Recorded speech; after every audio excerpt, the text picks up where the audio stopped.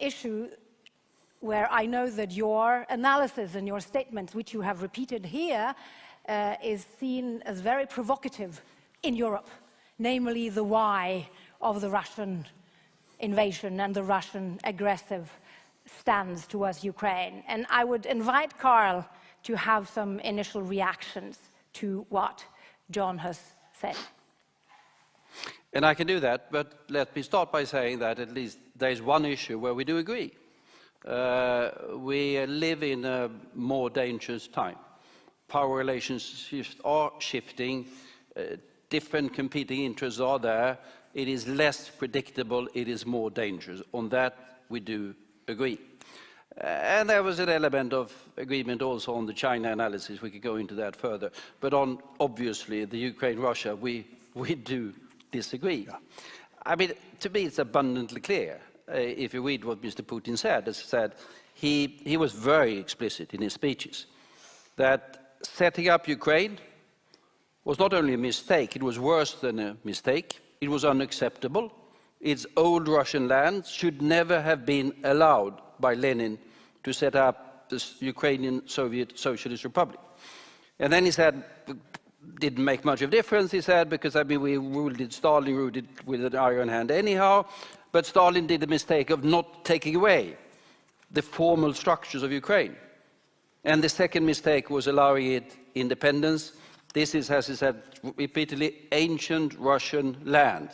There's no question he wants to get rid of Ukraine. I don't think he wants to create the Soviet Union. His ideal is sort of Ivan the Terrible, it is Peter the Great, it is Catherine II, that's his Russia. And he wants to recreate that. It's not only Ukraine, it is undoubtedly Belarus as well. So his intention is abundantly clear in the speeches that he gave immediately before and immediately after the invasion. Then John said that, well, he didn't have the resources to do it. That's fairly obvious by now, agree. But we should be aware of the fact that when he attacked on February 24th, he attacked with 90% of the combat potential of the Russian army, 90%. So he was clearly, and he attacked from the north in order to get Kiev, biggest city, from the west to get Kharkiv, second biggest city, from the south to get Odessa, the third biggest city. He attacked with missiles every single major center across the territory of Ukraine. It was not some sort of Sunday expedition by some Russian forces who had got lost in the woods. It was an all-out invasion. It failed due to the fact that the Russian army was less competent than he thought, and as a matter of fact, substantially less competent than most of us thought. Because even the Western intelligence agencies who said he's likely to invade thought that he was going to finish the job in a week. He believed that as well. We know a fair amount of his political preparations. He believed he could do it in 1 or 2 weeks. The Ukrainians proved otherwise. But then on the background, John, I can understand that. You're nothing wrong with Chicago, but that's where you're coming from. So your perspective tends to be the Americans are all over the place and Europeans and others not really to that extent. It wasn't really, and I've written a book about it, I was there. It wasn't really the Americans pushing. I mean, we Europeans went to Washington and say you have to care about Europe as well, not only be obsessed by China. If there were anyone's pushing, Poles pushed in order to become members of NATO. The Ukrainians were knocking on our door all the time. We want a closer relationship with the European Union. We want to be part of the West. It wasn't the West going east. It was the East wanted to go west in order to get more of the security, the prosperity that they rightly or wrongly associate with the European Union and indeed NATO. And Americans were fairly reluctant in the beginning. If you take the entire crisis that led up to the first invasions, first the Crimea one and then the Novorossiya ones in 2014, the Americans were fairly absent from the scene. They were fairly absent from the scene because they were engaged in other things. It was the Ukrainians pushing, and rightly so, in my opinion. Then finally, just the Russians considered an existential threat with Ukraine. Why on earth would they consider the existential threat? I mean, that's pure fantasy land. I wouldn't disclose, I wouldn't deny that there are Mr. Patrushev and others. But we should take them out of that. If they consider their neighbors to be existential threats, they're going to be the one invasion after the other. There's no way that Ukraine is going to invade Russia. No one has ever thought in those particular terms. You said that Americans live peacefully. Yeah, Canadians are not going to invade. The Mexicans are not going to invade. You live in peace. There's no reason whatsoever why Russia and Ukraine should not be able to live in peace if just Russia gives up its imperial ambition. What is your answer to this, John? How would you respond? Well, where are the smaller European states that sought protection from NATO and the EU once they had the opportunity when Russia was weak in the early 2000s, late 1990s? Where are they in your analysis? Wasn't this also small? I'll answer your question, but I also want to deal with some of the points that Carl made. There's no question that states in Eastern Europe that were outside NATO wanted in. I don't blame Ukraine for wanting in. My point is we don't have to accept them. There's no rule that says just because somebody wants to be in NATO that we have an open door policy and we take them in. And you didn't with Ukraine. I actually don't believe that at all. We have actually doubled down. They are not members of Ukraine, and no one has... You have to let me answer the questions. Yes. Because, sorry. You raised a lot of excellent points, and I want to deal with them. But I think that if it's clear that the Russians view Ukraine in NATO as an existential threat, you should not admit Ukraine to NATO or push to admit Ukraine to NATO, because the end result is what you have today. We, in effect, pursued a policy that is leading to the destruction of Ukraine. If we had not attempted to make Ukraine a Western bulwark on Russia's border, with NATO expansion, EU expansion, and the color revolution, but especially NATO expansion, there'd be, in all likelihood, no war in Ukraine today. Crimea would still be part of Ukraine, and certainly those 4 oblasts that the Russians annexed would be part of Ukraine. But I just want to go back to a couple points that Carl raised. First of all, I've gone over in great detail every one of Putin's speeches, press conferences, and his writings.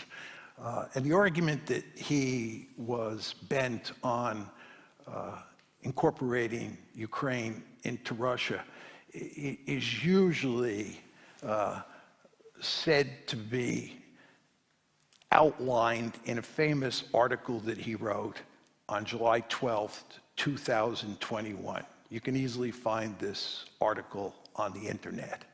And he did say many of the things that Carl said about how it was regrettable, how Lenin set up the Soviet Union, and so forth and so on. He does not say in that paper that he is interested in conquering Ukraine, that it's desirable to conquer Ukraine, or that's what he intends to do. In fact, if you go look at the article, and this is the article that almost everybody points to, you should go read it. He says that he recognizes Ukrainian nationalism. He says that he recognizes Ukrainian independence, and he says that the future of Ukraine is up to the Ukrainian people. That's what he says in the article that everybody points to is the key piece of evidence that he was out to conquer Ukraine. As I said to you before, I can find no evidence that he thought he could conquer Ukraine.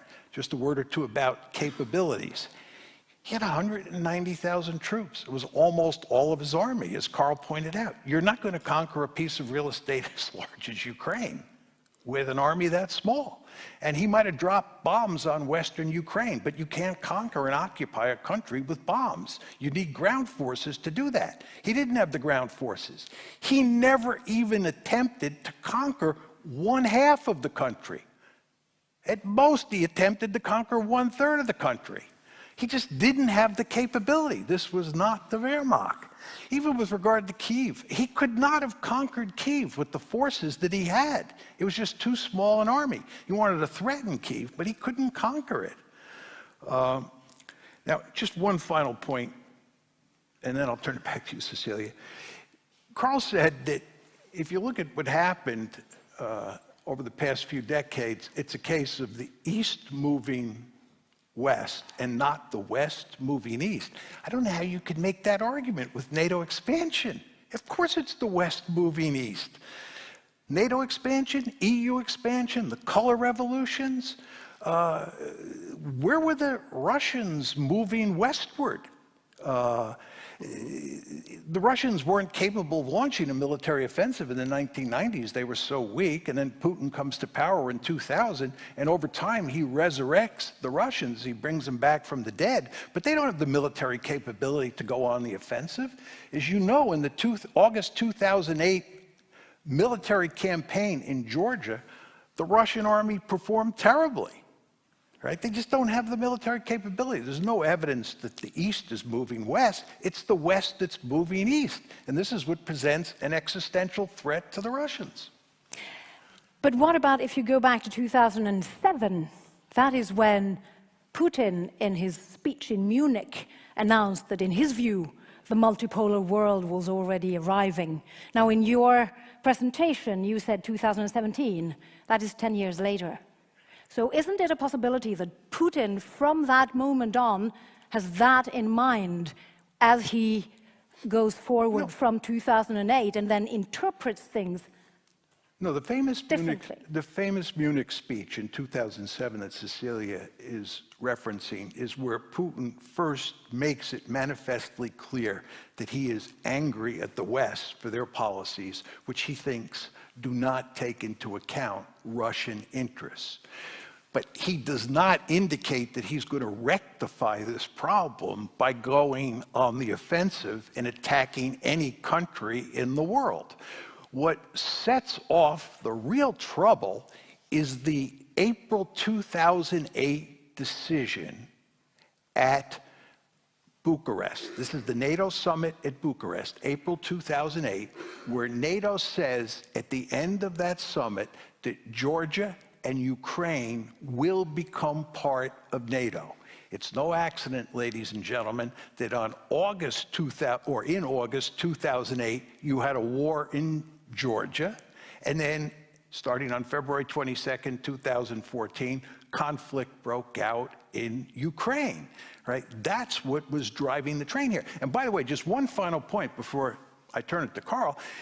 Angela Merkel and Nicolas Sarkozy were adamantly opposed to bringing Ukraine into NATO at the April 2008 Bucharest summit. And Angela Merkel has recently said that the reason she opposed bringing Ukraine into NATO is that she understood, listen to these words, she understood that Putin would interpret it as a declaration of war against Russia. That's in April 2008. But what did the Americans do? The Americans steamrolled her, and they steamrolled Sarkozy. And they kept pushing and pushing and pushing. And it all blew up in their face on February 24th of this year. Your reaction to this, Bill? Pure fantasy. I can agree with you, John, that sort of the Bucharest meeting was fairly muddled. There were the then president of Ukraine, the then president of Georgia who wanted in, and most people said no. And then as a compromise they had that particular language. But they refused them even a membership action plan. And you need unanimity in NATO. And since then, there's not been a single NATO meeting where there's been a serious discussion about membership. And even, I would say, even a half-dead second secretary of a Russian embassy in any NATO country would be able to report back that that was off the table for the foreseeable future. Off the table for the foreseeable future. What caused the big problem in 2013 and 2014, and I was there, was the fact that Ukraine wanted to have a free trade agreement with the European Union. And it was the Ukrainians who wanted it. They were knocking on the EU door time after time after time. Not everyone in the EU was enthusiastic, but evidently that was given. And then Putin said, this is utterly unacceptable. Forced President Yanukovych with the most brutal means to go back on that. That caused the people of Ukraine to go to the square in Maidan waving, they didn't wave American flags, sorry to say. They waved the EU flags on the Maidan and say, we want to be part of this. And why? Not because they were anti-Russian. That was not an issue at the moment. They saw the success of Poland, for example, having done the democratic reforms and having done the economic reforms and having a substantially better economic and social and political development than Ukraine had. No question, they wanted to go the same way. And Ukraine happens, and that's fairly important to understand, Ukraine is a democracy. They have elections. They express their will to go, in this particular case, west. On going west and east is not moving geography. I agree with that. Geography doesn't move. But in political terms, they wanted to go west. Poland wanted to go west into NATO. Ukraine wanted to go west into the EU, as the Baltic states did. They wanted to go away from the east, which they associated with authoritarian and failed and repressive regimes in Russia. And that, I think, and there I can agree with you, I think Putin does see that as an existential threat. I think he does see a successful, democratic, big Ukraine as an existential threat, not to Russia, but to the sort of Russian regime that he represents. And he's been abundantly clear in saying that what is called colored revolutions, people waving European flags, people waving flags of others, people who wanted democracy, people who wanted to be able to elect their governments. He's been abundantly clear that he sees that as an existential threat to his Russian regime. In that particular sense, he's right. Let me make two sets of responses to what Carl said. He makes the argument, which many people make, that there was really no chance that Ukraine would become part of NATO. And that we have sort of given up on that. I believe that's simply not true. And in June of 2021, NATO's conference was held at Brussels. In an official statement released by NATO, they said that they were reinvigorating their commitment to bring Ukraine into NATO. On November 10th, 2021, the United States and Ukraine issued a white paper laying out the strategic relationship between the United States and Ukraine, where we made it unequivocally clear we were committed to bringing Ukraine into NATO. Furthermore, we were arming and training the Ukrainians so that they were effectively becoming a de facto member of NATO. Many people wonder why the Ukrainians have done so well against the Russians on the battlefield. And they say it's because the Russians are incompetent, period, end of story. That's half of the story. The other half is that the Ukrainians were a formidable fighting force. And they were a formidable fighting force because we were training 10,000 Ukrainian troops per year from 2014 to 2024. And we were arming the Ukrainians. President Zelensky and his defense minister today refer to Ukraine as a de facto member of NATO. It was becoming a de facto member of NATO, in fact, and then in principle, we remain committed to bringing it into the alliance. Now,